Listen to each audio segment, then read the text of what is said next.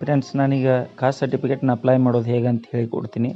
ಮೊದಲಿಗೆ Google ಸರ್ಚಲ್ಲಿ RTC ಭೂಮಿ online login ಅಂತೇಳಿ ಸರ್ಚ್ ಮಾಡಬೇಕು. ಕರ್ನಾಟಕ ಸರ್ಕಾರದ ತೋರಿಸುತ್ತಲ್ಲಿ ನಾವು ಆ ಥರ ಸರ್ಚ್ ಮಾಡಿದರೆ ಅದ್ರ ಮೇಲೆ ಕ್ಲಿಕ್ ಮಾಡಿದ ಮೇಲೆ ನಮಗೆ ಈ ಥರ ಒಂದು ನ್ಯೂ ಪೇಜ್ ಓಪನ್ ಆಗುತ್ತೆ. ಇದರಲ್ಲಿ ನಾವು ನಮ್ಮ ಯೂಸರ್ ID ಆಮೇಲೆ ಪಾಸ್ವರ್ಡು ಮತ್ತು ಕೆಚೆ ಕೋಡ್ ಹಾಕಿ ಪ್ರೊಸೀಡ್ ಹೊಡಬೇಕು. ನಾನೀಗ ಯೂಸರ್ ID ಹಾಕ್ತಾ ಇದ್ದೀನಿ, ಪಾಸ್ವರ್ಡ್ ಕೂಡ ಟೈಪ್ ಮಾಡ್ತಾ ಇದ್ದೀನಿ.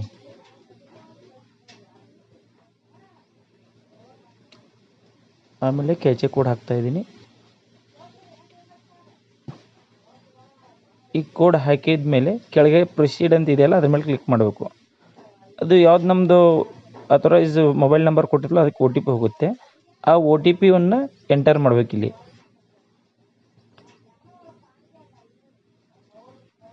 ಆಮೇಲೆ ಲಾಗಿನ್ ಮೇಲೆ ಕ್ಲಿಕ್ ಮಾಡಬೇಕು. ಒಂದು ಹೊಸ ಪೇಜ್ ಓಪನ್ ಆಗುತ್ತೆ. iValid ಸರ್ವಿಸಸ್ ಅಂತೇಳಿ ಗೌರ್ಮೆಂಟ್ ಆಫ್ ಕರ್ನಾಟಕದ್ದು. ಮೇಲ್ಗಡೆ ನಮ್ಮ ಲಾಗಿನ್ ID ತೋರಿಸುತ್ತೆ. ಇದು IRTC ಅಂದರೆ ಪಹಣಿ ಉತ್ತಾರ ತೆಗೆಯೋದಿದ್ದು. ಆಮೇಲೆ ನಮಗೆ ಬೇಕಾಗಿರೋದು ನಾಡ ಕಚೇರಿ, ಅದ್ರ ಮೇಲೆ ಕ್ಲಿಕ್ ಮಾಡಿದ್ದೀನಿ. ನಾಡ ಕಚೇರಿಲಿ ಈ ಥರ ಎಲ್ಲ ಡೀಟೇಲ್ಸ್ ಏನೇನು ತುಂಬಬೇಕಂತಿರುತ್ತೆ. ಜಾತಿ ಪ್ರಮಾಣ ಪತ್ರ ಬೇಕಾಗಿ ಜಾತಿ ಪ್ರಮಾಣ ಪತ್ರದ ಮೇಲೆ ಕ್ಲಿಕ್ ಮಾಡಿದ್ದೀನಿ ಈಗ. ಆಮೇಲೆ ಜಾತಿ ಪ್ರಮಾಣಕ್ಕೆ ಅಪ್ಲೈ ಮಾಡ್ಬೇಕಾದ್ರೆ ಏನೇನು ಡಾಕ್ಯುಮೆಂಟ್ಸ್ ಬೇಕಂತೇಳಿ ಇಲ್ಲಿ ಬರ್ತಿದ್ದಾರೆ. ನಮಗೆ ಮೇಯ್ನಾಗಿ ಇದೆಲ್ಲ ಸ್ವಯಂ ಘೋಷಣೆಗೆ ಆಧಾರ್ ಕಾರ್ಡು, ರೇಷನ್ ಕಾರ್ಡ್ ಇವೆಲ್ಲ ಬೇಕಾಗುತ್ತೆ. ಆಮೇಲೆ ನಾವು ಯಾವುದ್ರ ಮೇಲೆ ಅಪ್ಲೈ ಮಾಡ್ತೀವೋ ರೇಷನ್ ಕಾರ್ಡ್ ಅಥವಾ ಆಧಾರ್ ಕಾರ್ಡ್ ಮೇಲೆ, ನಾನು ಆಧಾರ್ ಕಾರ್ಡ್ ಮೇಲೆ ಅಪ್ಲೈ ಮಾಡ್ತಾ ಇದ್ದೀನಿ. ಆಮೇಲೆ ನಮ್ಮ ಆಧಾರ್ ಕಾರ್ಡ್ ಪ್ರಕಾರ ನಮ್ಮ ಹೆಸರು ಕನ್ನಡದಲ್ಲಿ ಯಾವ ಥರ ಇದೆಯಲ್ಲ ಆ ಥರ ಟೈಪ್ ಮಾಡಬೇಕಾಗತ್ತೆ. ಇಲ್ಲಿ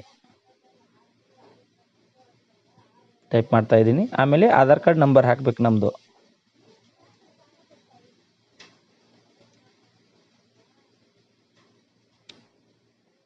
ಈ ರೈಟ್ ಮಾರ್ಕ್ ಕ್ಲಿಕ್ ಮಾಡಿ ಸಬ್ಮಿಟ್ ಮೇಲೆ ಕ್ಲಿಕ್ ಮಾಡಬೇಕಾಗತ್ತೆ.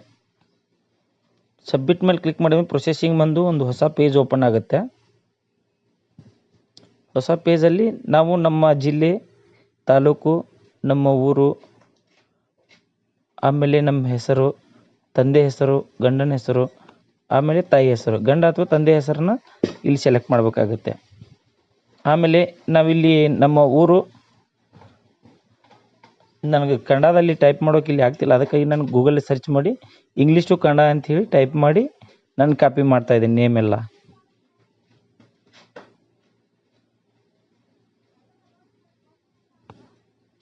ಟೈಪ್ ಮಾಡಿ ಕನ್ನಡದಿಂದ ಇಂಗ್ಲೀಷಿಂದ ಕನ್ನಡಕ್ಕೆ ಟೈಪ್ ಮಾಡ್ತಾಯಿದ್ದೀನಿ ನಾನು. ಟೈಪ್ ಮಾಡಿ ಇಲ್ಲಿ ತಂದೆ ಹೆಸರು ಹಾಕ್ತಾಯಿದ್ದೀನಿ.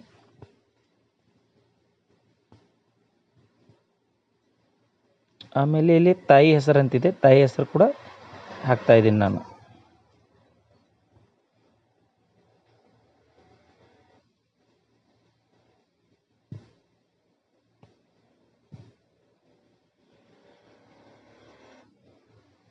ತಾಯಿ ಹೆಸರು ಹಾಕಿದ ಮೇಲೆ ನಮ್ಮ ಊರು ಹಾಕಬೇಕಿಲ್ಲಿ, ಅಂದರೆ ವಿಳಾಸ.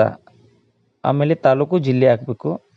ಆಮೇಲೆ email ID, valid contact number, OTP ಬರ್ತೀವಿ ಎರಡು, ಇಮೇಲ್ ID ಮತ್ತು ಮೊಬೈಲ್ ನಂಬರ್ಗೆ. OTP ಕಳಿಸಿದ್ದೀನಿ.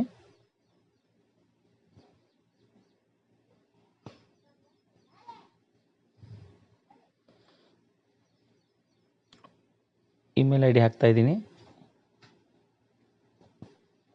ಇಮೇಲ್ IDಗೆ ಬಂದಿರೋ OTPಯನ್ನು ಕೂಡ ಹಾಕಿದೆ, ಅದು ವೆರಿಫೈಡ್ ಅಂತ ಬಂತು. ಮೊಬೈಲ್ ನಂಬರ್ದು OTP ಹಾಕ್ತಾಯಿದ್ದೀನಿ.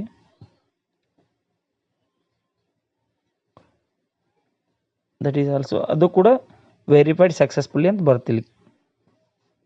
ಪರಿಶೀಲಿಸಿ ಮೇಲೆ ಕ್ಲಿಕ್ ಮಾಡಿದರೆ ವೆರಿಫೈಡ್ ಅಂತ ಬರುತ್ತೆ ನಮಗೆ. ಆಮೇಲೆ ಇದು ಡಿಜಿ ಲಾಕರ್ ಬೇಕಿದ್ರೆ ಡಿಜಿ ಲಾಕರ್ ಎಸ್ ಹೊಡಿಬೋದು, ಇಲ್ಲ ಡೈರೆಕ್ಟ್ ನಾವು ಪ್ರಿಂಟ್ ತೊಗೋತೀವಿ ಅಂದರೆ ನೋ ಅಂತ ಕ್ಲಿಕ್ ಮಾಡಿದರೆ ಡಿಜಿ ಲಾಕರ್ ಹೋಗಲ್ಲ. ಅದು ನಮ್ಮ ಬಂದಿರೋಂಥ ಕಾಸ್ಟ್ ಸರ್ಟಿಫಿಕೇಟು. ಆಮೇಲೆ ಯಾವುದಕ್ಕೆ ಬೇಕಾಗಿದೆ, ವಿದ್ಯಾರ್ಥಿ ಬೇಕಾಗಿದೆ, ಇತರೆ ಬೇಕಾಗಿದೆ, ಉದ್ಯೋಗಕ್ಕೆ ಬೇಕಾಗಿದೆ ಅನ್ನೋದನ್ನು ಇಲ್ಲಿ ಸೆಲೆಕ್ಟ್ ಮಾಡಬೇಕಾಗತ್ತೆ.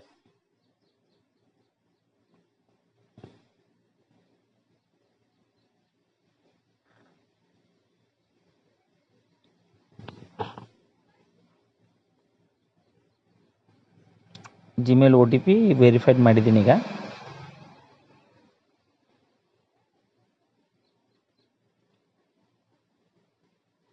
ಮುಂದೆ ಒರಿಸುವಂಥದ್ರ ಮೇಲೆ ಕ್ಲಿಕ್ ಮಾಡಿ. ಇಲ್ಲಿ ನಮ್ಮ ಜಾತಿಯನ್ನು ಸೆಲೆಕ್ಟ್ ಮಾಡಬೇಕಾಗತ್ತೆ. ಅಂದರೆ ಯಾವ ಜಾತಿ, ಪರಿಶಿಷ್ಟ ಜಾತಿ, ಪರಿಶಿಷ್ಟ ಪಂಗಡಿ 3A 3B ಈ ಥರ ಇರೋದು. ಆಮೇಲೆ ಜಾತಿಯನ್ನು ಸೆಲೆಕ್ಟ್ ಮಾಡಬೇಕಾಗತ್ತೆ. ವಾರ್ಷಿಕ ಆದಾಯ ಎಷ್ಟಿದೆ ಅದನ್ನು ಸೆಲೆಕ್ಟ್ ಮಾಡಬೇಕು, ಟೈಪ್ ಮಾಡಬೇಕಾಗತ್ತೆ.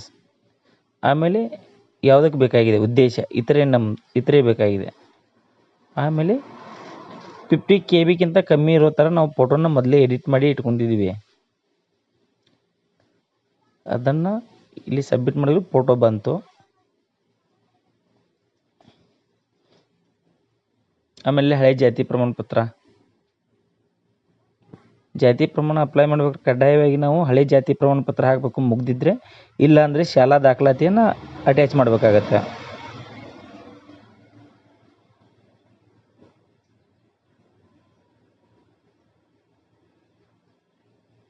ನಾನು ವೋಟರ್ ID ಕೂಡ ಸೆಲೆಕ್ಟ್ ಮಾಡ್ತಾ ಇದ್ದೀನಿ ಎಪಿಕು. ಅದು ಫೈಲ್ ಎರರ್ ಬರ್ತದೆ. ರೀಸನ್ ಏನಂದರೆ 300 KB ಜಾಸ್ತಿ ಇದೆ ಅದು ಫೈಲ್ ಸೈಜು. ಅದಕ್ಕಾಗಿ ನಾನು ಇಗ್ನೋರ್ ಮಾಡ್ತಾ ಇದ್ದೀನಿ. ಈಗ ಸ್ವಯಂ ಘೋಷಣೆ ಅಂತಿದೆಯಲ್ಲ, ಸ್ವಯಂ ಘೋಷಣೆ ಅಂದರೆ ಅದಕ್ಕೂ ಕೂಡ ಆಧಾರ್ ಕಾರ್ಡ್ ಅಟ್ಯಾಚ್ ಮಾಡ್ತಾ ಇದ್ದೀನಿ. ಗುರುತಿನ ಚೀಟಿ ಕೂಡ ಆಧಾರ್ ಕಾರ್ಡ್ ಅಟ್ಯಾಚ್ ಮಾಡ್ತಾ ಇದ್ದೀನಿ.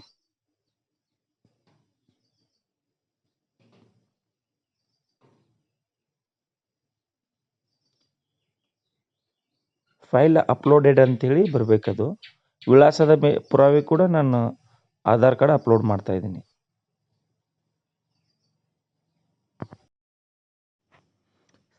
ಎಲ್ಲ ಡಾಕ್ಯುಮೆಂಟ್ಸ್ ಇನ್ನೊಮ್ಮೆ ಕ್ರಾಸ್ ಚೆಕ್ ಮಾಡಿ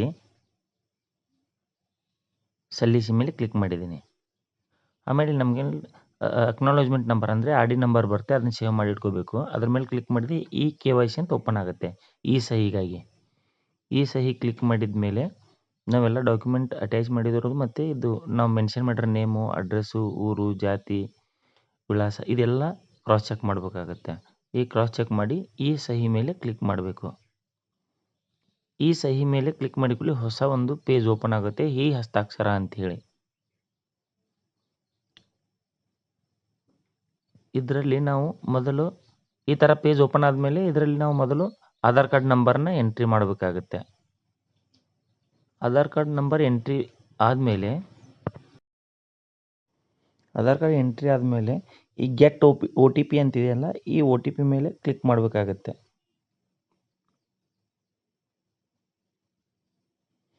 Aadhaar card registered mobile number ಇರುತ್ತಲ್ಲ, ಆ ನಂಬರ್ಗೆ ಇದು OTP ಹೋಗುತ್ತೆ. ಸರ್ವರ್ ಸ್ಲೋ ಇರೋದ್ರಿಂದ ಗೆಟ್ OTP ಆಗ್ತಾ ಇಲ್ಲ, ಡಿಲೇ ಆಗ್ತಾ ಇದೆ. ಇವಾಗ ಸೆಂಡ್ ಆಯಿತು.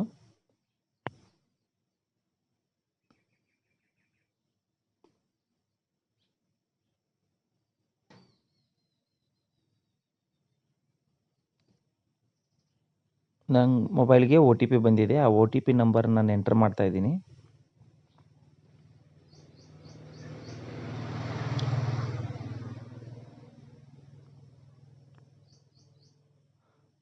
ಆಮೇಲೆ ಸಬ್ಮಿಟ್ ಮೇಲೆ ಕ್ಲಿಕ್ ಮಾಡಿದ್ದೀನಿ. ನೆಕ್ಸ್ಟ್ ಪೇಜ್ ಓಪನ್ ಆಗುತ್ತೆ. ಏನಂದರೆ ಅಮೌಂಟ್ ಪೇ ಮಾಡೋಕ್ಕೆ ಈ ಸಬ್ಮಿಟ್ ಅಮೌಂಟ್ ಅಂತಿದೆ, ಅದ್ರ ಮೇಲೆ ಕ್ಲಿಕ್ ಮಾಡಬೇಕು. ಅಮೌಂಟನ್ನು ನಾವು ವ್ಯಾಲೆಟ್ ಅಂದರೆ ನಮ್ಮ ಆಲ್ರೆಡಿ ಸೇವ್ ಇರೋ ಅಮೌಂಟ್ ಕೂಡ ಹಾಕ್ಬೋದು, ಇಲ್ಲಾಂದರೆ ಫೋನ್ಪೇಯಿಂದ ಕೂಡ ಮಾಡ್ಬೋದು. ನಾನು ಫೋನ್ಪೇಯಿಂದ ಮಾಡ್ತಾಯಿದ್ದೀನಿ. ಪಾವತಿ ಪ್ರಾರಂಭಿಸಿ ಅಂತಿದೆ. ಫೋನ್